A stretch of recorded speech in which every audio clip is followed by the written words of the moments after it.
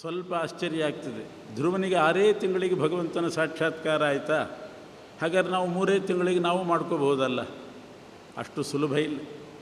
ಧ್ರುವನಿಗೆ 6 ತಿಂಗಳಿಗೆ ಬಹೂನಾಂ ಜನ್ಮನಾಮಂತೆ ಜ್ಞಾನವಾನ್ ಮಾಂ ಪ್ರಪದ್ಯತೆ ಅಂತ ಕೃಷ್ಣ ಹೇಳ್ತಾನೆ ಗೀತೆಯಲ್ಲಿ. ಬಹೂನಾಂ ಜನ್ಮನಾಮಂತೆ, ಪರೋಕ್ಷ ಜ್ಞಾನ, ಶಾಸ್ತ್ರಜನ್ಯ ಜ್ಞಾನ ಬರಬೇಕಾದರೆ ಬಹಳ ಜನ್ಮ ಕಾಯಬೇಕು. ಆಮೇಲೆ ಸಾಕ್ಷಾತ್ಕಾರ ಆಗಬೇಕಾದ್ರೆ ಮತ್ತೆ ಬಹುಜನ್ಮದ ಸಾಧನೆ ಮಾಡಬೇಕು. ಧ್ರುವನಿಗೆ 6 ತಿಂಗಳಿಗೆ ಆಯ್ತಲ್ಲ ಅಂದರೆ 6 ತಿಂಗಳು ಬಾಕಿ ಇತ್ತಷ್ಟೇ ಧ್ರುವಂದು.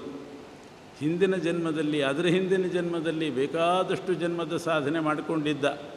ಹಿಂದಿನ ಜನ್ಮದಲ್ಲಿ ವಿಷ್ಣು ಶರ್ಮ ಅನ್ನೋ ಬ್ರಾಹ್ಮಣ ತಪಸ್ಸು ಮಾಡ್ತಿರುವಾಗ ಯಾರೋ ರಾಜಕುಮಾರನನ್ನು ನೋಡಿ ನಾನೂ ಇವನಂತೆ ಆಗಬೇಕು ಅಂತ ಬಯಸಿದ್ನಂತೆ.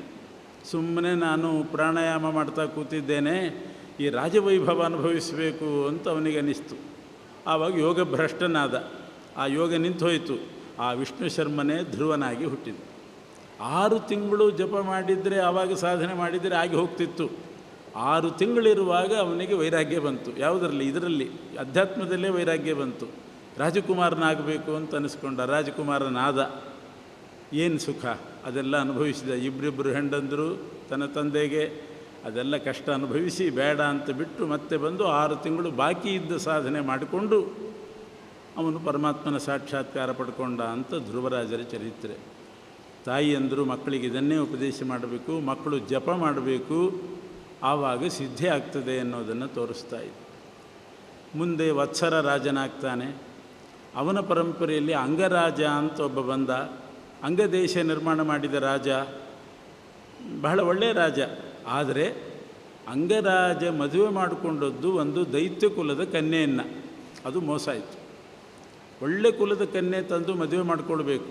ಕೇಳಿಯಾದರೂ ಪರವಾಗಿಲ್ಲ, ಬೇಡಿಯಾದರೂ ಪರವಾಗಿಲ್ಲ, ಒಳ್ಳೆ ಕುಲದ ಸತ್ಕುಲ ಪ್ರಸೂತೆಯನ್ನು ತಂದು ಮದುವೆ ಮಾಡ್ಕೋಬೇಕು.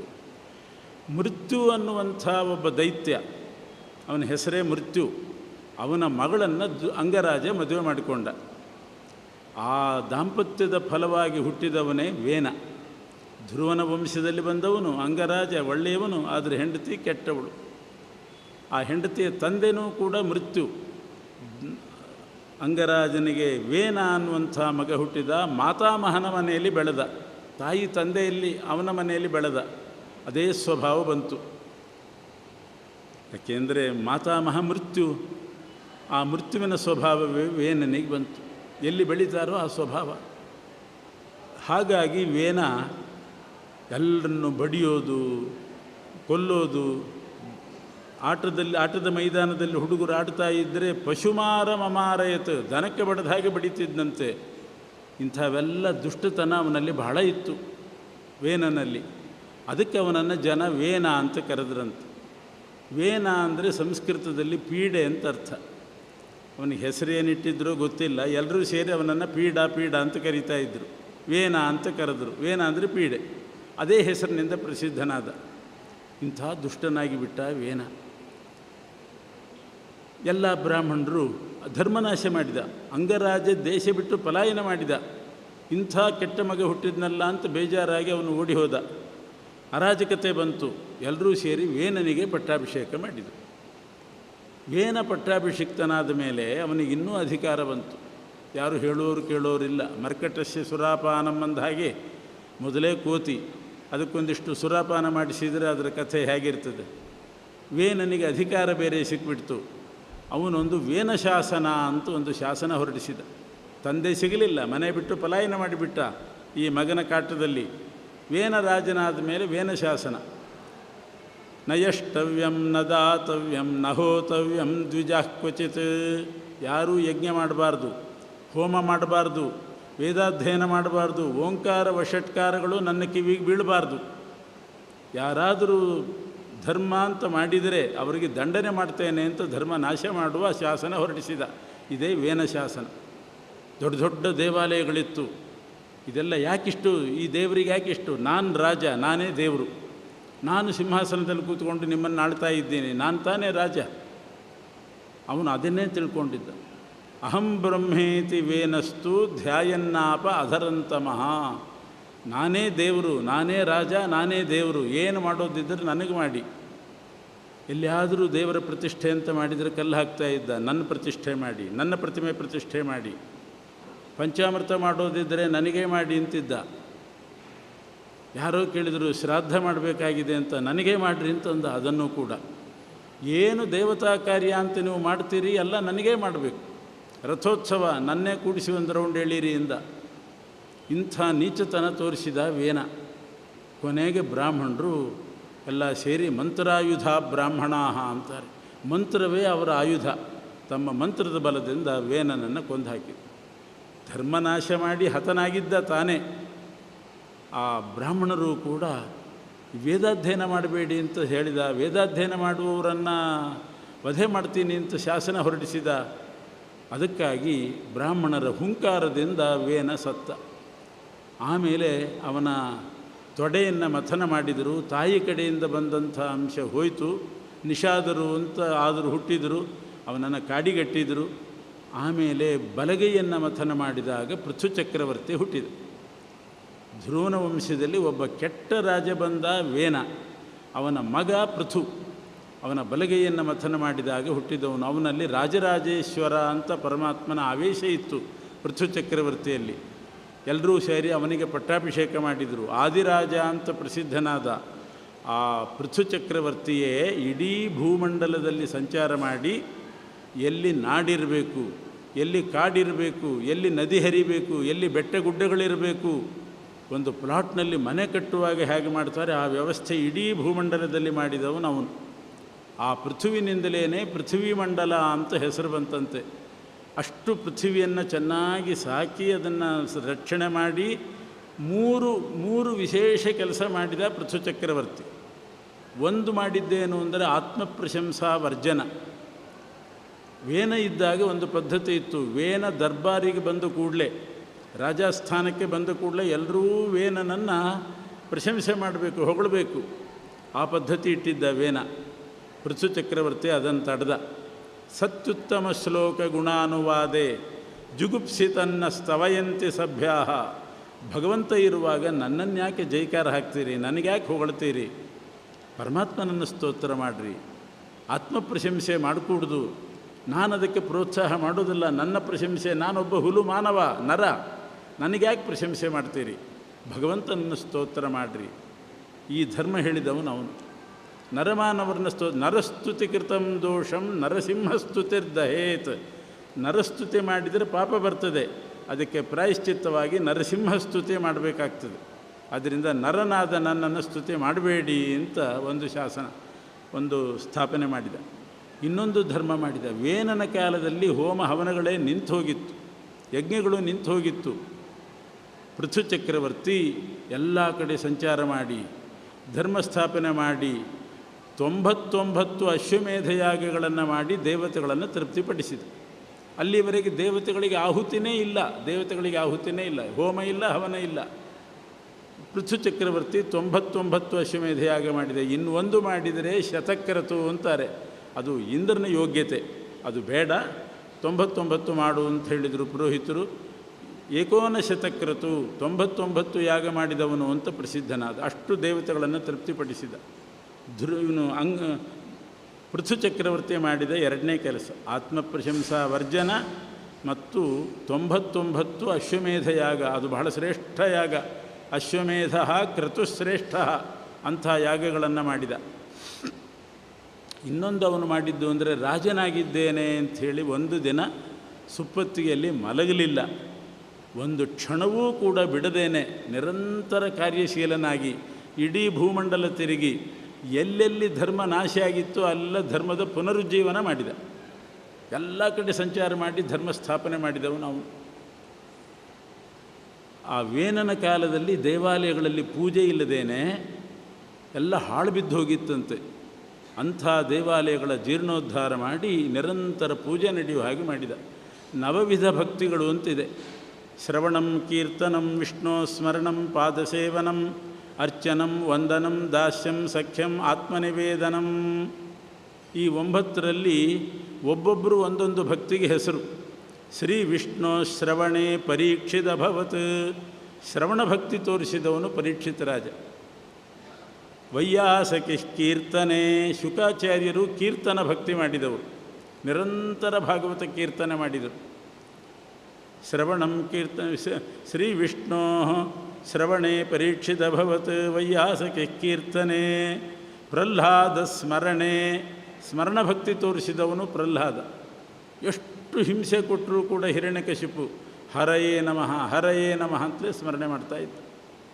ಪ್ರಹ್ಲಾದ ಸ್ಮರಣೆ ತದಂಘ್ರಿ ಭಜನೆ ಲಕ್ಷ್ಮೀ, ಭಗವಂತನ ಪಾದಸೇವೆ ಮಾಡಿದವಳು ಲಕ್ಷ್ಮಿ.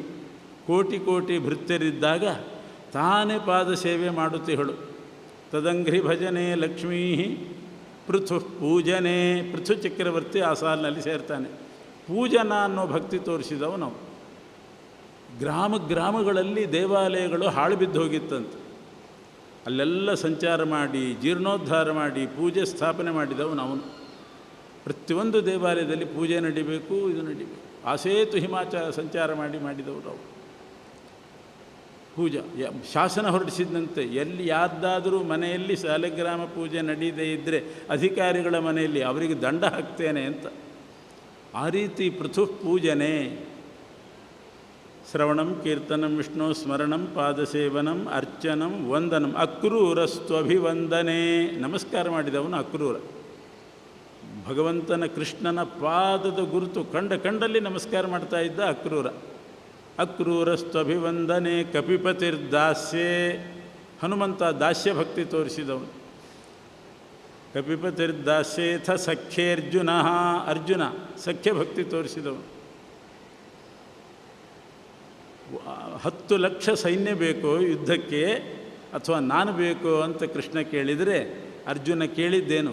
10 ಲಕ್ಷ ಸೈನ್ಯ ಬೇಡ, ನಿನ್ನ ಆಯುಧಗಳು ಬೇಡ, ಸಖ ನೀನಾಗಿರು ಪಾಂಡುರಂಗ ಅಂದ. ಸಖ್ಯದಲ್ಲಿ ಅರ್ಜುನ.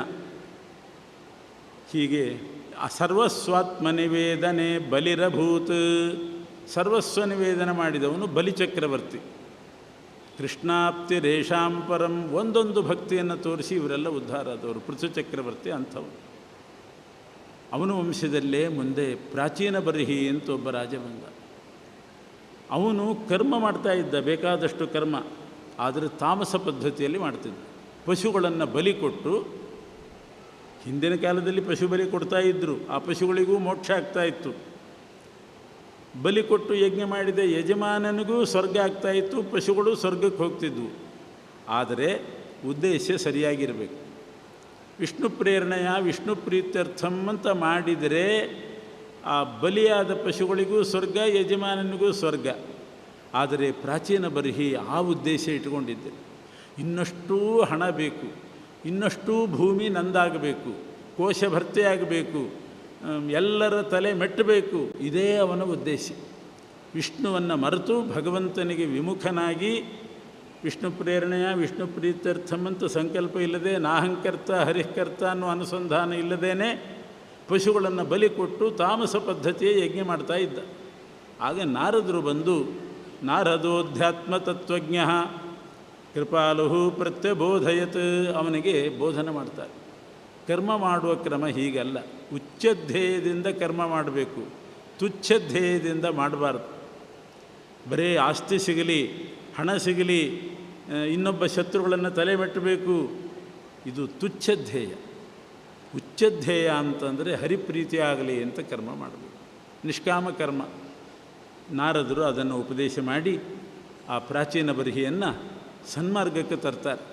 ಆಮೇಲೆ ಪ್ರಾಚೀನ ಬರ್ಹಿ ನಾರದರ ಉಪದೇಶದಿಂದ ಆ ಭಗವಂತನ ತತ್ವವನ್ನು ತಿಳ್ಕೊಳ್ಳೋದರಲ್ಲಿ ಪ್ರವೃತ್ತನಾದ.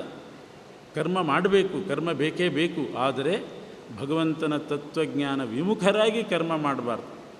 ಜ್ಞಾನ ಬರಬೇಕು ಅನ್ನೋ ಉದ್ದೇಶದಿಂದ ಜ್ಞಾನ ಪುರಸ್ಸರವಾಗಿ ಕರ್ಮ ಮಾಡಬೇಕು. ಇದನ್ನು ತೋರಿಸಿಕೊಟ್ಟವನು ಪ್ರಾಚೀನ ಬರ್ಹಿ ಎನ್ನುವ ರಾಜ. ಹೀಗೆ ಧ್ರುವನ ವಂಶದಲ್ಲಿ ಒಬ್ಬೊಬ್ಬ ರಾಜರ್ಷಿಗಳು ಕೂಡ ಒಂದೊಂದು ಆದರ್ಶವನ್ನು ತೋರಿಸಿದ್ದಾರೆ. ಬಾಲ್ಯದಲ್ಲಿ ಭಗವಂತನನ್ನು ಕಂಡವನು ಧ್ರುವ. ಮನೆ, ತಂದೆ, ತಾಯಿ ಎಲ್ಲ ಬಿಟ್ಟು ಕಾಡಿಗೆ ಹೋಗಿ ಮಂತ್ರ ಜಪ ಮಾಡಿ ಸಾಧನೆ ಮಾಡಿಕೊಂಡ. ಅಂಗರಾಜ ಯಾವುದೋ ಕುಲದ ಕನ್ಯೆಯನ್ನು ಮದುವೆ ಮಾಡಿಕೊಂಡು ಕಷ್ಟಪಟ್ಟವನು, ದೇಶದಿಂದ ಓಡಿ ಹೋಗಬೇಕಾದವನು ಅವನಾದ. ವೇನ ಧರ್ಮನಾಶ ಮಾಡಿ ಅವನು ಸತ್ತೋದ, ಸಿಂಹಾಸನದಿಂದ ಕೆಳಗುರುಳಿ ಸತ್ತೋದ ತಾನೇ. ಪೃಥು ಚಕ್ರವರ್ತಿ ಉತ್ತಮ ಸಂದೇಶವನ್ನು ಕೊಟ್ಟವನು. ಇಡೀ ಭೂಮಂಡಲಕ್ಕೆ ಪೃಥ್ವಿ ಮಂಡಲ ಅಂತ ಹೆಸರು ಬರೋ ಹಾಗೆ ಮಾಡಿದವನು ಅವನು. ಅಷ್ಟು ಖ್ಯಾತಿಯನ್ನು ಸಂಪಾದನೆ ಮಾಡಿದ. ಪ್ರಾಚೀನ ಬರ್ಹಿ ಕರ್ಮದ ರಹಸ್ಯವನ್ನು ತಿಳಿಸಿದವನು ಅವನು. ಹರಿಪ್ರೀತಿಗಾಗಿ ಕರ್ಮ ಮಾಡಬೇಕು ಅಂತ. ಅದಕ್ಕೆ ಇವರದ್ದೆಲ್ಲ ಕಥೆ ಹೇಳ್ತಿದ್ದಾರೆ. ಭಾಗವತದಲ್ಲಿ ಈ ರಾಜರ್ಷಿಗಳ ಕಥೆ ಯಾಕೆ ಬಂತು ಪರಮಾತ್ಮನದ್ದು ಬಿಟ್ಟು ಅಂದರೆ, ಕಥಾ ಇಮಾಸ್ತೆ ಕಥಿತಾ ಮಹೀಯಸಾಂ ವಿತಾಯ ಲೋಕೇಶು ಯಶಃ ಪರೇಯುಷಾಂ ವಿಜ್ಞಾನ ವೈರಾಗ್ಯ ವಿವಕ್ಷಯಾ ವಿಭೋ ವಚೋ ವಿಭೂತಿ ನತು ಪಾರಮಾರ್ಥ್ಯಂ. ಕಥೆ ಹೇಳೋದೇ ನಮ್ಮ ಪರಮಗುರಿ ಅಲ್ಲ. ಆ ರಾಜರ್ಷಿಗಳ ಜ್ಞಾನ, ಅವರ ವೈರಾಗ್ಯ ಹೇಗಿತ್ತು, ಹೇಗೆ ಬದುಕಿದರು ಹಿಂದಿನವರು, ಅವರ ಮಾರ್ಗದಲ್ಲಿ ನಾವು ನಡೀಬೇಕು ಅನ್ನೋದನ್ನು ತೋರಿಸೋ ಉದ್ದೇಶದಿಂದ ಧ್ರುವ, ಪೃಥು ಚಕ್ರವರ್ತಿ ಇವರದ್ದೆಲ್ಲ ಕಥೆ ಹೇಳಿದ್ದೇನೆ ಅಂತ ಹೇಳಿದ್ದಾರೆ.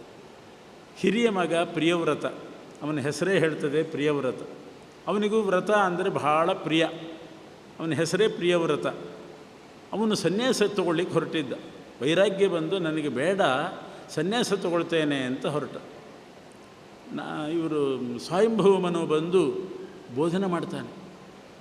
ನೀನು ಸನ್ಯಾಸ ತಗೊಳ್ಬೇಡ, ಮನುವಂಶ ಬೆಳಿಬೇಕು. ಸ್ವಯಂಭೂಮನುವಿನ ಹಿರಿಯ ಪುತ್ರ ನೀನು, ಮಾನವ ವಂಶ ಬೆಳಿಬೇಕು. ನೀ ಸನ್ಯಾಸ ತಗೊಂಡ್ರೆ ಹೇಗೆ?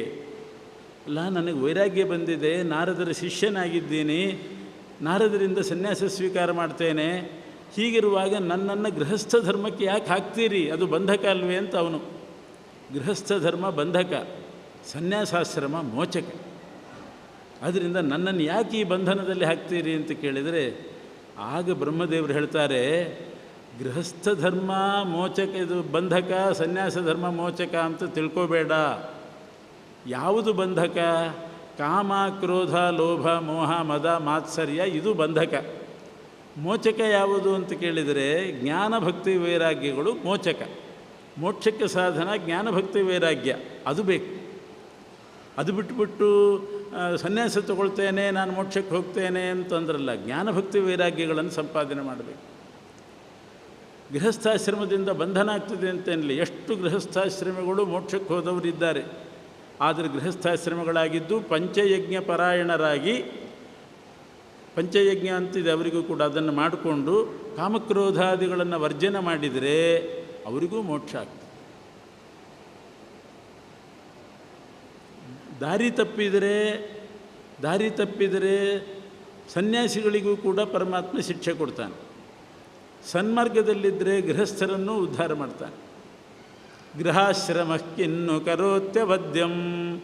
ಗೃಹಸ್ಥಾಶ್ರಮ ದೋಷಪೂರಿತ ಅಂತ ಭಾವಿಸಬೇಡ ನೀನು ಅಂತ ಬ್ರಹ್ಮದೇವರು ಉಪದೇಶ ಮಾಡಿದ ಮೇಲೆ, ಅಂತೂ ಒಟ್ಟು ಏನು, ಯಾರಿಗೆ ಯಾವುದು ಪರಮಾತ್ಮ ಹಣೆಯಲ್ಲಿ ಬರೆದಿದ್ದಾನೋ ಆ ಮಾರ್ಗದಿಂದ ಮೋಕ್ಷಕ್ಕೆ ಹೋಗಬೇಕು. ಬ್ರಹ್ಮದೇವರು ಹೇಳ್ತಾರೆ, ನಿನ್ನ ಹಣೆಯಲ್ಲಿ ಪರಮಾತ್ಮ ಬರೆದದ್ದು ನೀನು ಈಗ ಗೃಹಸ್ಥನಾಗಬೇಕು, ಮಕ್ಕಳನ್ನು ಪಡಿಬೇಕು, ಮನುವಂಶ ಮುಂದುವರಿಬೇಕು, ಆಮೇಲೆ ನೀನು ಸನ್ಯಾಸಿ ಆಗಬೇಕು.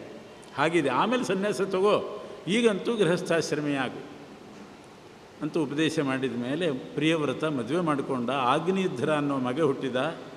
ಆಗ್ನೇಯಧ್ರನ ಮಗನೇ ನಾಭಿರಾಜ ಅಂತ ಹುಟ್ಟಿದ. ಅವನಿಗೆ ಮಕ್ಕಳಿದ್ದಿಲ್ಲ ನಾಭಿರಾಜನಿಗೆ. ಒಂದು ದಿವಸ ಅವನು ಯಾಗ ಮಾಡುವಾಗ ಅಶ್ವಮೇಧ ಯಾಗ ಮಾಡಿದ. ದೇವತೆಗಳೇ ಬರಲಿಲ್ಲ ಅವನ ಯಾಗಕ್ಕೆ. ಆಗೆಲ್ಲ ಯಾಗ ಮಾಡಿದರೆ ದೇವತೆಗಳು ಬಂದು ವಿಶ್ವೇ ದೇವಾ ಸಭಾಸದ ಇತಿ, ಎಲ್ಲ ದೇವತೆಗಳು ಬಂದು ಸಭಾಸೀನರಾಗಿರ್ತಿದ್ದರು.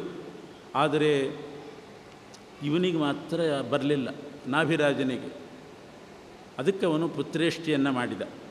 ಪುತ್ರೇಷ್ಟಿ ಮಾಡಿದಾಗ ಅದರ ಬಲದಿಂದ ಪರಮಾತ್ಮನೇ ಋಷಭನಾಮಕನಾಗಿ ಅವತಾರ ಮಾಡಿದ. ಭಗವಂತನೇ ಮಗನಾಗಿ ಹುಟ್ಟಿದ. ಅದಕ್ಕೂ ಒಂದು ಕಾರಣ ಇದೆ. ಮಕ್ಕಳಾಗಬೇಕು ಅಂತ ಒಂದು ಯಜ್ಞ ಮಾಡಿದ. ಪರಮಾತ್ಮನೇ ಯಜ್ಞಪುರುಷನಾಗಿ ಬಂದು ಪುರೋಹಿತರನ್ನು ಕೇಳಿದ, ಇವನಿಂದ ಯಜ್ಞ ಮಾಡಿಸ್ತಾ ಇದ್ದೀರಿ, ಯಾಕೆ ಮಾಡಿಸ್ತಾ ಇದ್ದೀರಿ? ಇವನಿಗೆ ಏನಾಗಬೇಕಾಗಿದೆ ಅಂತ ಪರಮಾತ್ಮ ಕೇಳಿದ. ಅವನಿಗೆ ಗೊತ್ತಿದೆ ಎಲ್ಲ, ಆದರೂ ಕೇಳಿದ, ಬ್ರಾಹ್ಮಣರ ಬಾಯಲ್ಲಿ ಬರಲಿ ಅಂತ. ಪುರೋಹಿತರು ಹೇಳಿದರು, ನಿನ್ನಂಥ ಮಗ ಹುಟ್ಟಬೇಕು, ಅದಕ್ಕೋಸ್ಕರ ಯಾಗ ಮಾಡಿಸ್ತಿದ್ದೇವೆ ಎಂದು. ಭವಾದೃಶೀಂ ಪ್ರಜಾಂ ಆಶಾಸಾನಃ, ಭಗವಂತ ಅಂದ, ನನ್ನಂಥ ಮಗ ಹುಟ್ಟಲಿಕ್ಕೆ ಸಾಧ್ಯನ ಎಲ್ಲಿಯಾದರೂ? ನನ್ನಂಥವನು ನಾನೊಬ್ಬನೇ, ಜಗತ್ತಿನಲ್ಲಿ ಇನ್ನೊಬ್ಬ ಇಲ್ಲ. ಸ್ವತಂತ್ರ ಒಬ್ಬರೇ ಇರಬೇಕು ಯಾವಾಗಲೂ.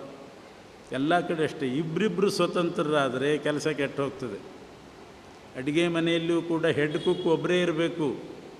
ಇಬ್ಬರನ್ನ ಹೆಡ್ ಕುಕ್ ಅಂತ ಮಾಡಬಾರ್ದು. ನಾನು ಹೆಡ್ ಕುಕ್ ಅಂತ ಅವರು ಒಂದು ಹಿಡಿ ಉಪ್ಪು ಹಾಕೋದು, ನಾನು ಹೆಡ್ ಕುಕ್ ಅಂತ ಇವರು ಹಿಡಿ ಉಪ್ಪು ಹಾಕೋದು, ತಿನ್ನೋರ ಗತಿ ಏನು?